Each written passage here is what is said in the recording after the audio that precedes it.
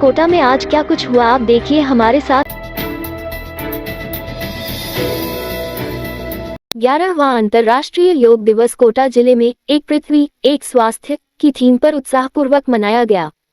इस अवसर पर जिला स्तरीय मुख्य कार्यक्रम श्रीनाथपुरम स्टेडियम में आयोजित हुआ, जिसमें प्रातः बड़ी संख्या में कोटा वासियों ने भाग लिया। कार्यक्रम के आरंभ में देश के प्रधानमंत्री श्री नरेंद्र मोदी ने आंध्र प्रदेश के विशाखापट्टनम से वर्चुअल माध्यम से राष्ट्र को संबोधित किया। उन्होंने अपने संबोधन में कहा कि वर्ष 2014 में जब भारत ने संयुक्त राष्ट्र महासभा में 21 जून को अंतर्राष्ट्रीय योग दिवस के रूप में मनाने का प्रस्ताव रखा था, तब 175 देशों ने भारत का समर्थन किया, जो अपने आप में अभूतपूर्व था। यह मानव कल्याण हेतु वैश्विक सहयोग का प्रतीक है। प्रधानमंत्री ने कहा कि योग अब भारत की सीमाओं तक सीमित नहीं रहा, बल्कि यह पूरी दुनिया में एक प्रभावी जीवन शैली का हिस्सा बन चुका है। योग का अर्थ है जुड़ना और मिलना, और आज पूरी दुनिया जिस उत्साह से इसे अपना रही है, वह अत्यंत सराहनीय है। उन्होंने कहा कि दिव्यांगजन ब्रेल पद्धति से योग सीखते हैं और अंतरिक्ष यात्री भी योग को अपनी दिनचर्या का हिस्सा बनाते हैं। उन्होंने आंध्र प्रदेश सरकार की भी सराहना की, जिसने योग को जन जन तक पहुंचाने के लिए प्रभावी पहल की है। प्रधानमंत्री ने कहा कि पावन धरा के साथ साथ चाहे अंतरिक्ष हो या समुद्र, हर जगह योग को अपनाया जा रहा है। यह न केवल तन और मन को स्वस्थ रखता है, बल्कि जीवन में संतुलन भी स्थापित करता है। श्रीनाथपुरम स्टेडियम में अंतर्राष्ट्रीय योग दिवस पर कोटा दक्षिण विधायक श्री संदीप शर्मा के मुख्य आतिथ्य में दीप प्रज्वलन के उपरांत योगाभ्यास किया गया।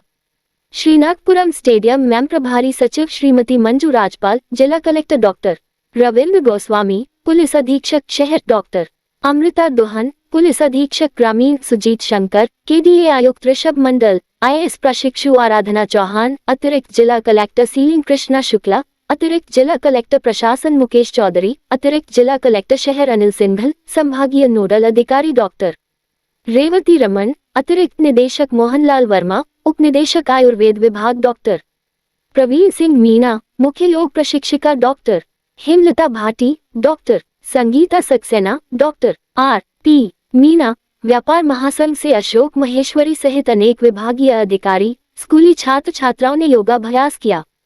योग प्रशिक्षकों के मार्गदर्शन में सहभागियों को विभिन्न योगासनों का अभ्यास कराया गया, जिनमें ताड़ासन, वृक्षासन, पादहस्तासन, अर्धचक्रासन, त्रिकोणासन, भद्रासन, उष्ट्रासन, वज्रासन, अर्धउष्ट्रासन, अर्धचक्रासन, भुजंगासन, उत्तान मंडूकासन, वक्रासन, शलभासन, सेतुबंधासन, उत्तान पादासन, पवनमुक्तासन, अर्धहलासन, मकरासन और शवासन शामिल रहे।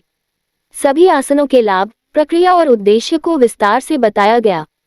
कार्यक्रम में मुख्य अतिथि द्वारा सभी उपस्थित जनों को योग संकल्प पाठ करवाया गया। डॉक्टर रेवती रमन ने बताया, जिले भर में 2577 स्थलों पर एक साथ आयोजित योगाभ्यास में लगभग 3.3 लाख लोगों ने भाग लेकर विश्व योग दिवस को जनांदोलन का रूप दिया। अंतर्राष्ट्रीय योग दिवस के सफल क्रियान्वयन के लिए कैडीए एवं नगर निगम द्वारा विभिन्न व्यवस्थाएं की गई। कार्यक्रम का संचालन संज्ञा शर्मा द्वारा किया गया। योग दिवस के सफल आयोजन में महत्वपूर्ण सहयोग देने वाले विभिन्न संस्थानों, संगठनों और अधिकारियों को मौके पर सम्मानित भी किया गया। श्रीनाथपुरम स्टेडियम के अलावा योग दिवस के उपलक्ष्य में शिवपुरी धाम थेकड़ा, सिटी पार्क, आयल चौराहा, Shivaji park Borkheda, Chambal river front, गीतरिया कुंड, गणेश उद्यान, चंबल गार्डन, छत्र विलास उद्यान नयापुरा, गोदावरी धाम, किशोर सागर तालाब और सेवन वंडर्स पार्क सहित जिले की सभी पंचायत समितियों व ग्राम पंचायतों में भी बड़े पैमाने पर सामूहिक योगाभ्यास कार्यक्रम आयोजित किए गए। इनमें ग्रामीण क्षेत्रों में भी विद्यार्थियों, युवाओं, महिलाओं एवं वरिष्ठ नागरिकों ने बढ़ चढ़कर भाग लिया और योग के प्रति जागरूकता दिखाई। पूर्व उप मुख्यमंत्री और कांग्रेस के वरिष्ठ नेता सचिन पायलट ने राजधानी में पत्रकारों से बातचीत के दौरान सरकार पर गंभीर आरोप लगाए। उन्होंने कहा कि बीते दिनों एक युवा डॉक्टर की मौत के बाद परिजन और साथी इंसाफ की मांग कर रहे थे, लेकिन सरकार ने इस मामले में बहुत देर कर दी। पायलट ने कहा कि यदि समय रहते संवाद और समाधान किया जाता तो हालात नहीं खराब होते। आंदोलन कर रहे लोग धूप और बारिश में करीब एक हफ्ते तक सड़कों पर बैठे रहे। उन्होंने कहा कि सरकार यदि पहले ही संवेदनशीलता दिखाती तो इतना आक्रोश नहीं फैलता और न ही युवा दुखी होते। सुबह हुई कार्रवाई को भी गलत बताया, जिसमें कांग्रेस नेताओं और विधायकों को हिरासत में लिया गया। पायलट ने इसे द्वेषपूर्ण और बदले की भावना से की गई कार्रवाई बताया। उन्होंने कहा कि लोकतंत्र में हर किसी को शांतिपूर्ण प्रदर्शन और अपनी बात रखने का अधिकार है। पायलट ने कहा कि विपक्षी नेताओं को टारगेट करना, हिरासत में लेना, मुकदमा दर्ज करना और प्रशासनिक ताकत का गलत इस्तेमाल करना पूरी तरह अनुचित है। बात को रखे, मुझे लगता नहीं किसी ने कोई जानबूझ के कोई कानून की अवहेलना करी होगी, लेकिन अपनी बात को रखना उनका दायित्व, उनकी जिम्मेदारी है। लेकिन पुलिस और प्रशासन, सरकार अगर विपक्ष के लोगों को टारगेट करेंगे तो मैं समझता हूँ इसके अच्छे परिणाम नहीं आएंगे।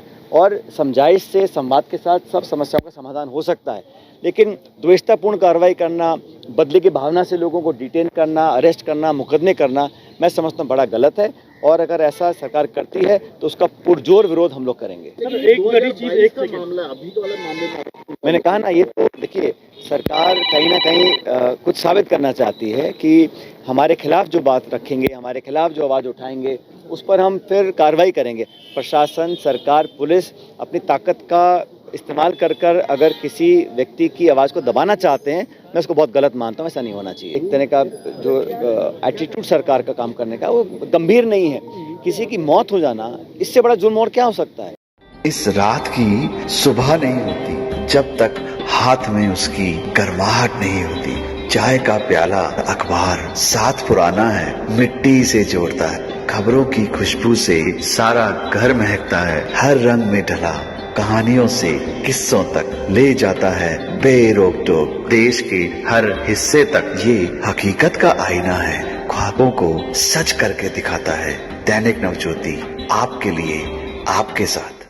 ये थे आज के मुख्य समाचार। विस्तार से जानने के लिए पढ़ते रहिए दैनिक नवज्योति। दैनिक नवज्योति के YouTube चैनल को सब्सक्राइब करें और ताज़ा अपडेट के लिए बेल आइकॉन दबाएं।